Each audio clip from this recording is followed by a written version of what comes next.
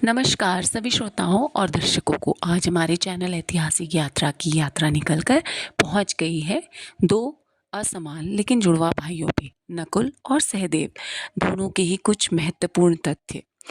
नकुल पांडु की छोटी रानी माद्री से उत्पन्न पुत्र थे। नकुल देखने में बहुत ज्यादा सुंदर थे। उनकी तुलना कामदेव से की जाती है।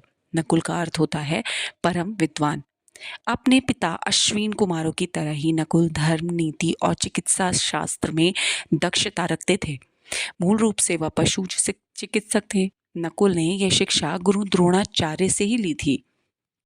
अज्ञातवास के दौरान नकुल ने भेष बदलकर ग्रांथिव नाम से महाराजा विराट की राजधानी उपलव्य की घुड़शाला में शाही घोड़ों की देखभाल करने का काम किया था। नकुल तलवारबाजी और घुड़सवारी में पारंगत थे।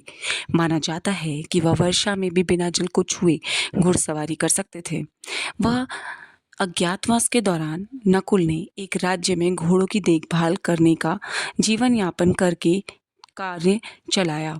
नकुल की तरह ही माद्री के दूसरे पुत्र सहदेव भी अनंत वस्तुओं में दक्ष थे। मद्र देश के राजा शल्य इनके मामा थे। सहदेव त्रिकालदर्शी थे। बाकी सारी बातें तो सभी जानते हैं, किंतु बहुत कम लोगों को पता है कि सहदेव ने मरने के बाद पांडु के शरीर में से दिमाग के 3 हिस्से खाए थे। हुआ यूं कि पांडु बहुत विद्वान थे। उनकी हार्दिक इच्छा थी कि मरने के पश्चात उनके पुत्र उनकी शरीर खा लें। 5 पांडवों में केवल सहदेव ने ही ये हिम्मत दिखाई। उन्होंने पांडु के मस्तिष्क के 3 हिस्से किए और उन्हें एक एक करके खा लिया। पहला हिस्सा खाते ही सहदेव को इतिहास का भान हुआ।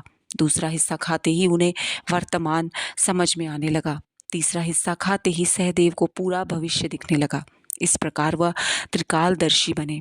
महाभारत के युद्ध में केवल कृष्ण के पश्चात सहदेव ही ऐसे व्यक्ति थे जिन्हें भविष्य में क्या होने वाला है सब कुछ पता था।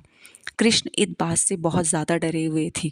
उन्होंने सहदेव को ये श्राप दिया कि यदि किसी को भी ये भविष्य की बातें बताई तो वह मृत्यु को प्राप्त हो जाएंगे। धन्यवाद। यदि आपको मेरा ये चैनल अच्छा लगे, मेरा ये प्रयास पसंद आए, तो कृपया मुझे लाइक, शेयर और कमेंट करें। मेरे चैनल को सब्सक्राइब ज़रूर करें।